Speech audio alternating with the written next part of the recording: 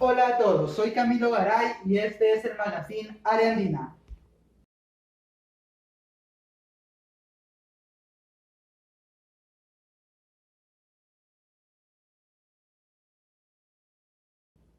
El día de hoy hablaremos acerca de algo muy importante, la fiebre puerperal. Para hablar sobre esto tenemos a dos invitados especiales, Mauricio Orozco y una invitada sorpresa. Pero antes hablaremos de qué es esto. Se le considera fiebre puerperal cuando existe una temperatura mayor o igual a 38 grados centígrados, persistente a pesar de un tratamiento antitérmico. Es algo muy común en algunas madres parturientas o en neonatos. Además, en las primeras 24 horas del posparto, la temperatura, si es superior a 38.5 grados centígrados o este aumento de temperatura está asociado con otros signos clínicos, pues esta infección pasaría a considerarse clínicamente. Pero sobre esto nos hablarán más detenidamente nuestros invitados especiales. Estamos con Mauricio desde la ciudad de Sincelejo. Mauricio, adelante. Hablemos de historia.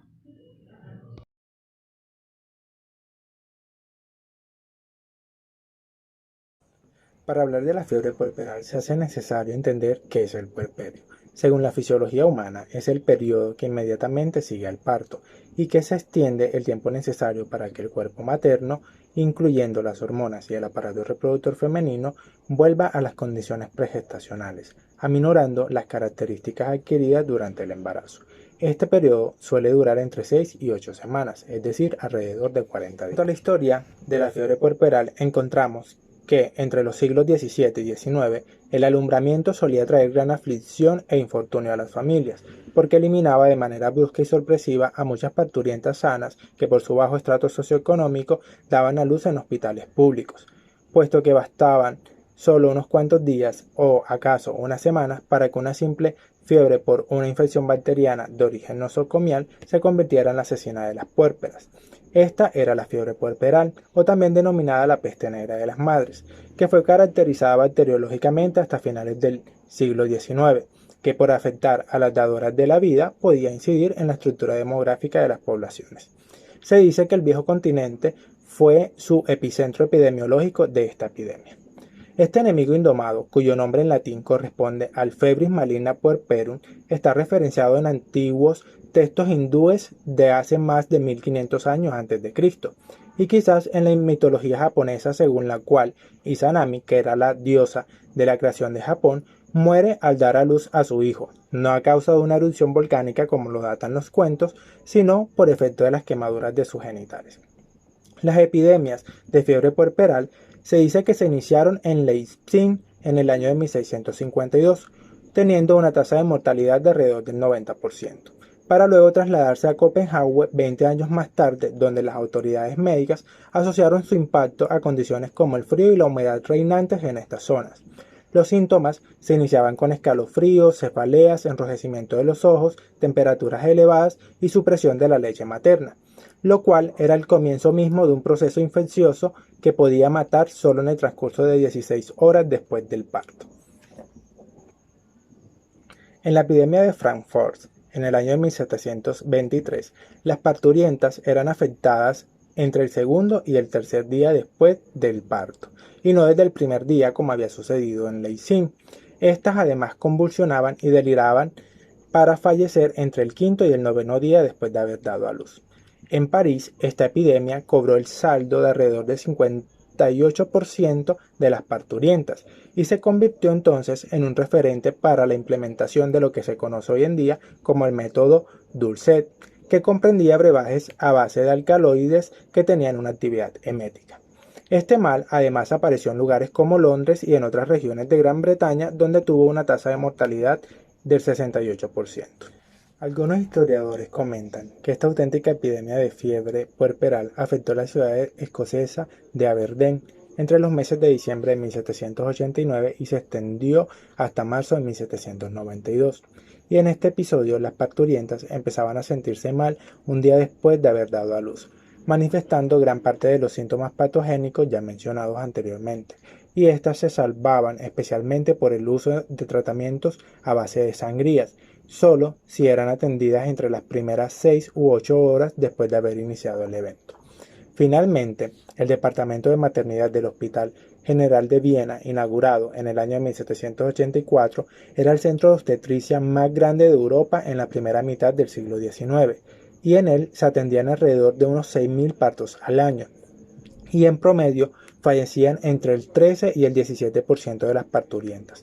Debido a esta fama, algunas preferían dar a luz en la calle y no en las instalaciones del hospital, estando entonces la ciencia médica en grandes aprietos.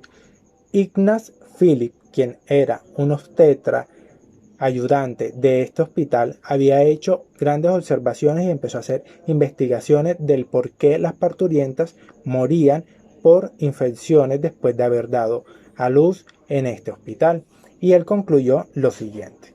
Phillips entonces dio luz verde sobre el modo de transmisión de las infecciones para que las parturientas desarrollaran fiebre puerperal, señalando a los obstetras como instrumentos de la muerte, a menos que estos se lavaran las manos en una solución de hipoclorito de sodio después de realizar las necropsias de las parturientas fallecidas por fiebre puerperal y antes de hacer nuevas exploraciones vaginales en mujeres que estuviesen en trabajo de parto. Por supuesto que las opiniones de este obstetra fueron consideradas todas una osadía, una irreverencia e impertinencia por parte de un médico que apenas contaba con 28 años de edad, y fueron consideradas también un grave cuestionamiento al precepto médico denominado primum non nocere, que se traduce a lo primero es no hacer daño.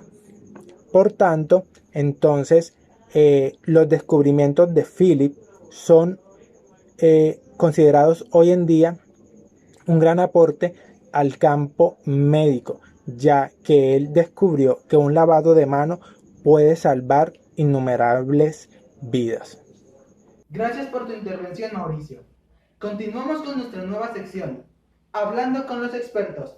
Para esto, nuestra compañera María Carolina, desde la ciudad de Manaure, Guajira, se encuentra con nuestra gran invitada sorpresa. Para esta entrevista, nuestra compañera Carolina siguió todos los protocolos de bioseguridad estipulados en estos momentos para tener esta gran conversación con nuestra gran invitada. Hablando con los expertos. Con María Carolina. Hola Magazine Ariandina, mi nombre es María Carolina Rodríguez Payare, estudiante del primer semestre del programa de Medicina de la Fundación Universitaria del Área Andina. Hoy tenemos una invitada especial, la doctora Carol Ríos, que nos estará acompañando en la sección de hoy. Hola Magazine, mi nombre es Carol Ríos, yo soy médico general de la Universidad de Magdalena y el día de hoy estaré con ustedes hablando de fiebre puerperal. Bueno, doctora, cuéntenos de qué se trata esta enfermedad. Bueno, antes de hablar de fiebre puerperal tenemos que tener claro ciertas definiciones. La primera es saber cuándo es fiebre. Hablamos de fiebre cuando tenemos una temperatura tomada por termómetro igual o superior a 38 grados centígrados. Cuando hablamos del puerperio como tal, hablamos del periodo inmediatamente después del parto y 6 semanas, de 6 a 8 semanas después. Ese periodo está comprendido entre, todos los cambios tanto hormonales como físicos que tienen el cuerpo de las mujeres embarazadas hasta quedar en su estado pregestacional, de alguna forma. Perfecto, doctora. ¿Y cuáles son esas posibles causas que presenta esta enfermedad? Entonces, bueno, hablamos de fiebre puerperal cuando se presenta una elevación de la temperatura superior a 38 grados centígrados en ese periodo comprendido entre el puerperio. Pueden haber muchas causas. Dentro de esas causas hablamos de que, las causas infecciosas que generalmente se relacionan con mala higiene al momento, de mala higiene vaginal, también mujeres que han tenido infecciones previas al parto, se relaciona también con ruptura prematura de membrana, se relaciona con partos instrumentados, con infecciones del sitio operatorio o de las incisiones en cuanto a cesáreas, etc. Perfecto, doctora. ¿Y los síntomas? Cuéntenos acerca de eso. Bueno, el principal síntoma es la elevación de la temperatura, como hemos estado hablando. Entonces, la elevación de la temperatura, malestar general, puede haber escalofrío, palidez, dolores abdominales, los loquios, que son las secreciones vaginales, pues posterior al parto, puede haber un aumento de los loquios y aparte puede verse que esos loquios pueden estar con un olor fétido, dolores abdominales, malestar general, etc. Perfecto, doctora. Cuéntenos cómo hacemos ese diagnóstico.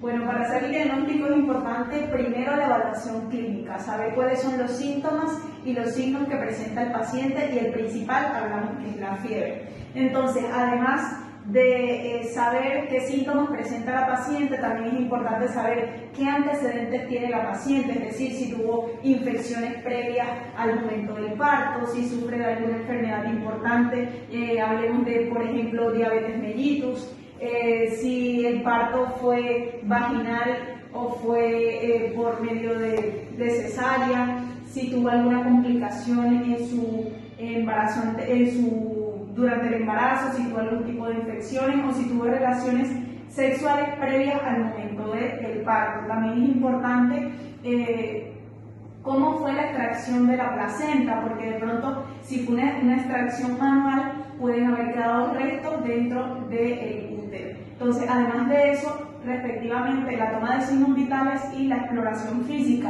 que dentro de la exploración física va a incluir la exploración de mamas, porque es una de las causas también la mastitis del puerperio como causa infecciosa de estas, y un examen ginecológico. Perfecto. Bueno, y para culminar la sección de hoy, doctora, cuéntenos el tratamiento de esta enfermedad. Bueno, para tener en cuenta el tratamiento hay que saber, tener claro el origen de la infección que está causando esa fiebre puerperal o sepsis. Entonces, para identificar eso también es importante basarse o tener en cuenta los paraclínicos. Ya vamos a usar hemogramas que nos van a ayudar con la leucocitosis, cultivos, ya sean cultivo hemocultivo, urocultivo, cultivo de secreciones vaginales.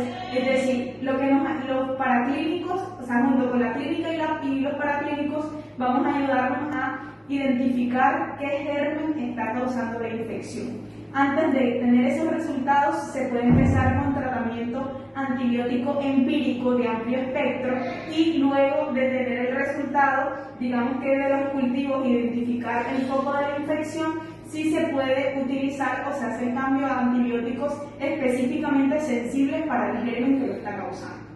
Bueno, y en la sección de hoy, pues con esto terminamos. De antemano, mis compañeros del grupo y yo le agradecemos por su tiempo, doctora, y por ayudarnos a contribuir a nuestro conocimiento, reforzándolo de una manera muy amable de su parte. Bueno, Magazine Ariandina, y con esto culminamos nuestra sección de hoy. Teniendo en cuenta la historia y los antecedentes de esta enfermedad, fiebre puerperal, y la entrevista que tuvimos con nuestra invitada especial. Nos vemos en otra oportunidad. Chao, chao. Muchas gracias, doctora, y a ti, Carolina, por acompañarnos en este día. Y con esto terminamos nuestro Magazine Ariandina. Espero haya sido de su total entendimiento y de su agrado. Quien les habló, Camilo Garay, y muchas gracias.